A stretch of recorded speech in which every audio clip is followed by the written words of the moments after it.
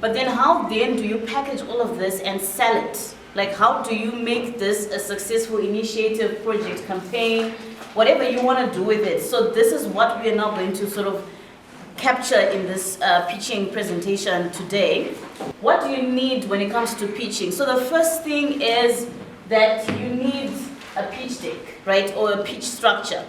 So when we're talking about a pitch deck, it's a structure that you can follow, and you're supposed to practice and change that pitch deck with time. But there are different types of pitch decks. So what I encourage people to do is to have a very long one at the beginning, and then you narrow it down based on the audience that you're going to pitch to, right, and the time that you have. So you can have a 20-page pitch deck, right? But let's say you've been given only a minute to pitch. You can't go through your 20-page pitch deck, right? So now you're going to look at your 20-page pitch deck and say, what are the most important things that I need to have in this pitch deck for the 1 minute that I have been given? So you take out certain things and you say, this is going to be my 1 minute version, this is going to be my 3-minute version, and so forth. And also your pitch deck also changes according to who you're going to pitch to, right? So, you know, if you're pitching, for example, to investors, if you're pitching to corporates, maybe what they're looking for in terms of return on investment is not necessarily impact. So when you're talking to corporates, maybe what they want is brand visibility, right? That you're going to promise them brand visibility, so you edit it. So this pitch deck, it's a good one to have, but the good thing is that you should start with the pitch deck. You should have a pitch deck. And then the second thing is your pitch deck design. So your pitch deck design is going to say a lot, right? So remember, this is a pitch deck, not a sales deck, right? A sales deck is where, for example, you can put a lot of information in that and you can share that over email because they have more time to read. With a pitch deck, it's exactly what the name says. It's there to you're there to pitch. You've got a very short amount of time to pitch and present your ideas. So with a pitch deck, you're thinking about your fonts. How clear are they? How easy is it to read? What colors are you using? What pictures are you using? Infographics, stories, testimonials. So I encourage people, if your design is not your strong, skill set, get a designer to help you to put it together, right? Then preparation, right? Now that you've got your pitch deck, it looks nice, you've got your nice design. Now you need to practice, right? So the pitch deck is there for you to know, but not to memorize. You're not supposed to memorize your pitch deck. You are the presenter. Right, so people are supposed to be focusing on you, not, if anything, if you're referring there's just maybe something you want them to look at, but mostly you're trying to engage with people, you're looking them in the eye, they're supposed to connect with you. So the whole idea with the pitch deck is just to guide you. You're supposed to know it, but not memorize it. Sometimes you'll meet an investor in an elevator and then, where's your pitch deck? It's supposed to be up here. What you are going to present is something that you're already passionate about. So you don't need to memorize it. It's something that's inbuilt in you because it's something that you love. So you don't necessarily need to have a pitch deck. The pitch deck is there so that it guides you. Persona. What kind of a persona do you need to win a pitch? Does anyone want to share some of what kind of a persona? Do you know what we mean by persona? I feel like a persona is the persona that you need has to match your audience. If you're dealing with investors, you have to be business. If you're dealing with donors, you have to be like that person who connects, so you have to attract sympathy. If you're dealing with church people, you have to be religious. So your persona must really match the audience you're pitching to, but there's also other aspects that should always be consistent despite which audience you are, irrespective of which audience you're pitching to. I think it also refers to your the personality that you exhibit, the air that is around you, your personality. Yeah. All right. So yes, exactly. I think also being confident, knowledge, and actually know what you are talking about. Exactly. To whoever. Yeah. Exactly. So you need to be confident in what you're talking about, which can only happen if you have not memorized it, but you know what you're talking about, right? So you need to be confident in what you're talking about. You need to be audible. Right? If you're gonna pitch and we can't hear what you're saying, then that defeats the whole purpose of the pitch. So make sure that you're audible so that anybody from wherever they are, they're able to hear your voice clearly. Right? So there's a few other aspects that I added at the end. So talk about your problem, the solution, your business model, and then you end with a call to action. So let's start with the problem. So You're introducing yourself, you're in front of investors, whatever, donors, funders. You start off strong, right? You've got to engage them from the get-go, right? You just have to do it because right at the beginning, you know, they say that first impressions make lasting impressions, right? Mm-hmm. Yeah, so that first impression has to be really strong. You keep it short and sweet, you're introducing yourself, you say my name is, your title and your initiative's name.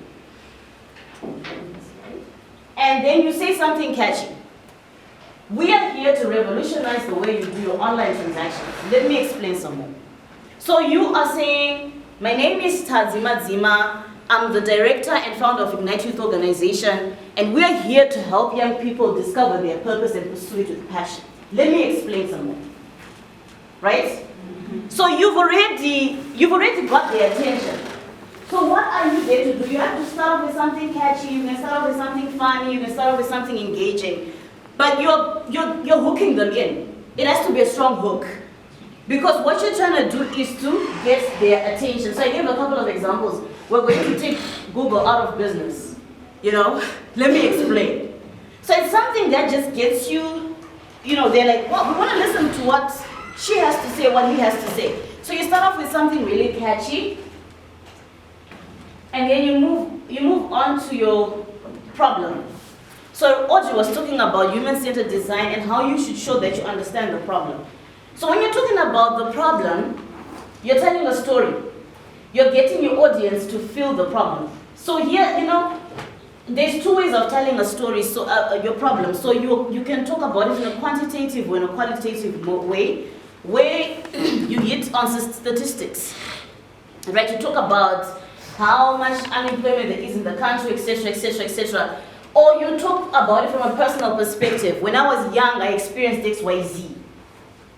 So you can take it from both angles. I prefer like a story because it's engages more on an emotional level. So it's a stronger connection. What you're trying to do ultimately is that people connect with stories more than they connect with stats, right? And most of the times, like, I'm not saying don't have stats, stats are important, but it's always good to start with, to balance both, like emotional connection and also statistics. So you're gonna share the problem, but you can only share the problem when you understand the problem, which means that you must have done your human-centered design before you can do your pitch deck, right? Market size, for example, is where you talk about this is the problem, and here you're talking about maybe quantitatively, and then qualitative is humanizing the stats. So you're humanizing your statistics, then you go into your solution, and here you're going to talk about your product or the service that you provide, you're going to talk about your competitors, and then you're going to talk about your unique value selling points. And so when it comes to the solution, what you want to do is to show clearly how the solution is going to address the problem. You want to show how you have tested it, or how you're going to test it. If it's still on the conceptualizing stage, you want to show how you're going to actually test this solution. And you have to use stats, right? Demographic stats, you know, what age group. I think Audrey went into detail about this, about you have to know the target audience you're trying to reach. So this is where you show all that information to show that you've done your research. So that's an example. You know, you can have your graphics looking good. You're showing how they spend, their interest. You're showing the gender and the age, but you're keeping it simple, right? Because you're going to literally explain this information. You're not going to write a whole book to explain what this is.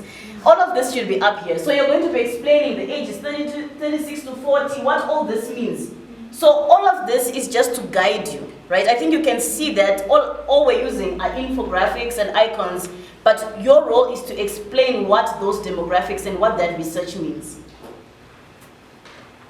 So you can also use pictures. So, you know, I was saying you should balance the quantitative with the qualitative. So let's say you now want to talk about a story because you want to balance how you're connecting with them. You want to show them that you've done your research, but at the same time you want to show them that you're connecting with the human side of the impact of the work you want to create. So you can have a picture, you know, that shows the impact you're making and so forth, because that in itself, and you don't have to put the whole story up there, right? You can put a story of maybe one of your beneficiaries and say I don't know, meet Pamela, one of our beneficiaries. Then you talk about Pamela. Not that you write Pamela's story here, right? You just put the picture of Pamela and the impact of the work you're doing, but you don't put the full story. You're gonna tell the story, right? Then on the next slide, for example, if it's not a service or maybe it's a product, you want to show your product overview so you can show the different aspects of your product, or the next slide, you can do a demo. So, some people have got demos where you can actually play a video or something of that sort. So you can actually play a video and that as well can actually engage your audience. So let's talk about competitors. So everyone has got competition. Even in the non-profit sector, we're talking about how young people youth organizations are fighting for resources, right? Everybody wants resources. So do you guys know who your competitors are?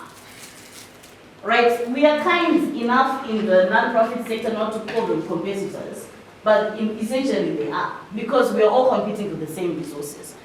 So my question is, do you know who your competitors are? Do you know who's doing the same thing you are doing?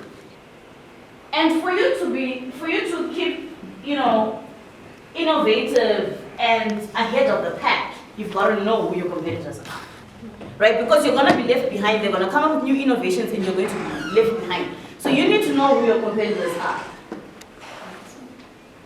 So, for example, here, right, in your presentation, you should be able to show them versus us, right? You know who they are. So you're showing your investors and funders that these are the competitors.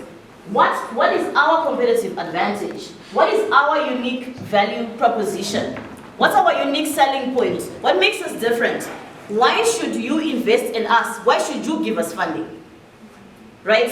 They focus on this, which is great, but we focus on this and this and this. So you're showing how you are different and what value you offer. And why should we choose your service instead of theirs? So that's what you're showing to them.